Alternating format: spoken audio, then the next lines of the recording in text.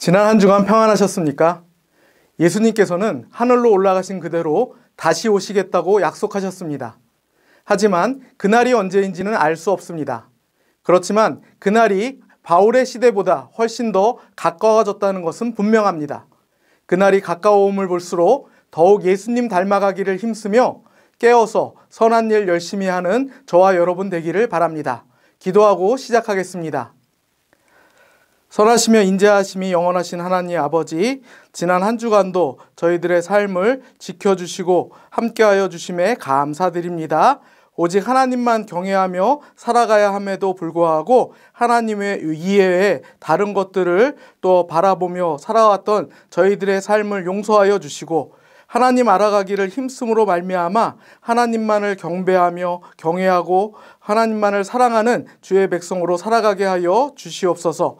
감사드리오며 예수님 이름으로 기도드립니다. 아멘.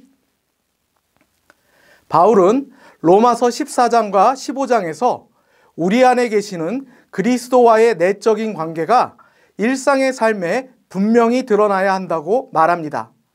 여기서 주의할 점은 그리스도인들의 일상생활에서 극단적인 모습이 나타날 수도 있다는 것입니다. 첫째는 세상적인 사람들과 전혀 구별되지 않는 삶의 태도이고, 둘째는 세상의 모든 것이 잘못되었다고 보는 태도입니다. 하지만 극단적인 태도는 바람직하지 않습니다. 우리는 균형이 필요합니다. 한편 예수 그리스도를 통하여 의롭게 되었다는 것이 원하는 것은 무엇이든 해도 되는 자유를 주는 것은 아닙니다. 그것은 로마 교회 교인들이나 우리나 마찬가지입니다. 따라서 우리는 옳은 것을 행하고 그른 일은 행하지 않아야 합니다. 그렇다면 우리는 옳고 그른 것을 어떻게 알 수 있을까요? 옳고 그른 것을 알기 위해 우리는 우선 하나님께서 무엇이라고 말씀하시는지 숙고해 보아야 합니다.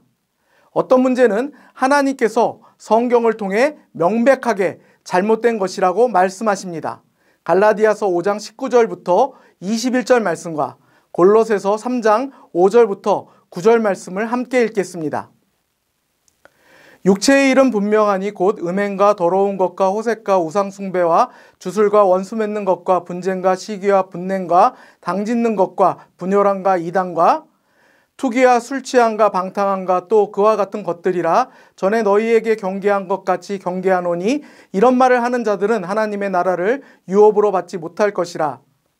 그러므로 땅에 있는 지체를 죽이라. 곧 음란과 부정과 사욕과 악한 정욕과 탐심이니 탐심은 우상 숭배니라. 이것들로 말미암아 하나님의 진노가 임하느니라. 너희도 전에 그 가운데 살 때에는 그 가운데서 행하였으나 이제는 너희가 이 모든 것을 벗어버리라. 곧 분한과 노여움과 악의와 비방과 너희 입에 부끄러운 말이라. 너희가 서로 거짓말을 하지 말라. 옛사람과 그 행위를 벗어버리고. 아멘. 성경이 분명하게 말씀하신 것들, 즉 하지 말라는 것들은 하지 말고 하라는 것은 하는 것이 옳은 일입니다. 물론 성경이 모든 문제에 대해 다 말씀하고 있는 것은 아닙니다. 따라서 바울은 로마인들이 겪었을 옳고 그름 사이의 혼란을 설명하기 위해 두 가지 상황을 사용합니다. 로마서 14장 2절과 5절 말씀을 함께 읽겠습니다. 어떤 사람은 모든 것을 먹을 만한 믿음이 있고 믿음이 연약한 자는 채소만 먹느니라. 어떤 사람은 이날을 전날보다 낮게 여기고 어떤 사람은 모든 날을 같게 여기나니 각각 자기 마음으로 확정할지니라. 아멘. 특정한 음식을 먹어도 되는지와 어떤 날을 다른 날보다 중요하게 여길지 등을 예로 들어서 설명합니다. 이런 일을 판단할 때 중요한 것은 우리가 어떤 상황에서 무엇을 하는가가 아니라 다른 일을 향한 우리의 태도입니다. 로마서 14장 3절과 15절 그리고 23절 말씀을 함께 읽겠습니다. 먹는 자는 먹지 않는 자를 업신여기지 말고 먹지 않는 자는 먹는 자를 비판하지 말라. 이는 하나님이 그를 받으셨음이라. 만일 음식으로 말미암아 내 형제가 근심하게 되면 이는 내가 사랑으로 행하지 아니함이라. 그리스도께서 대신하여 죽으신 형제를 내 음식으로 망하게 하지 말라. 의심하고 먹는 자는 정죄되었나니 이는 믿음을 따라 하지 아니하였기 때문이라. 믿음을 따라 하지 아니하는 것은 다 죄니라. 아멘. 강한 그리스도인은 연약한 그리스도인을 판단하지 말고 격려해야 합니다. 또한 연약한 그리스도인은 강한 그리스도인을 판단하지 않도록 주의해야 합니다. 로마서 14장 19절 말씀을 함께 읽겠습니다. 그러므로 우리가 화평의 일과 서로 덕을 세우는 일을 힘쓰나니. 아멘. 우리는 연약한 그리스도인들이 상처받을 일이나 상황이 생기지 않도록 힘써 주의해야 합니다. 우리가 옳고 그름을 알 수 있는 두 번째 방법은 무엇일까요? 로마서 14장 22절 말씀을 함께 읽겠습니다. 내게 있는 믿음을 하나님 앞에서 스스로 가지고 있으라. 자기가 옳다 하는 바로 자기를 정죄하지 아니하는 자는 복이 있도다. 아멘. 어떤 활동이 잘못되었다고 느낀 적이 있나요? 혹 뭔가 하면서 불편한 느낌이 들 때가 있었나요? 때로는 우리의 양심이 옳고 그름을 판단하는 기준이 되기도 합니다. 한편 우리가 주님께서 원하시는 대로 살면 우리 양심에 거리낄 것이 없습니다. 또한 우리는 평안합니다. 옳고 그름을 판단하기 위한 세 번째 방법은 무엇일까요? 로마서 15장 2절 말씀을 함께 읽겠습니다. 우리 각 사람이 이웃을 기쁘게 하되 선을 이루고 덕을 세우도록 할지니라. 아멘.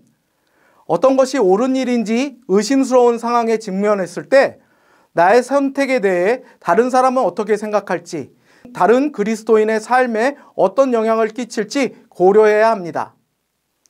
이처럼 성경 말씀에 따라, 양심에 따라, 다른 사람에게 끼칠 영향에 따라 결정을 해도 때로는 잘못된 결정을 내릴 수 있습니다. 어떤 곳을 가거나 어떤 일을 하고는 그러지 않았더라면 좋았을 걸 하며 후회하거나 그걸 하지 않은 것을 아쉬워하는 것처럼 말입니다. 그렇다면 그런 경험을 다음번에 올바른 선택을 하도록 돕는 데 사용하시기 바랍니다. 그렇게 한다면 우리는 점점 더 옳은 선택을 할 수 있을 것입니다. 선하시고 기뻐하시고 온전하신 주의 뜻을 분별하기 위해 힘쓰는 저와 여러분 되기를 바랍니다. 감사합니다.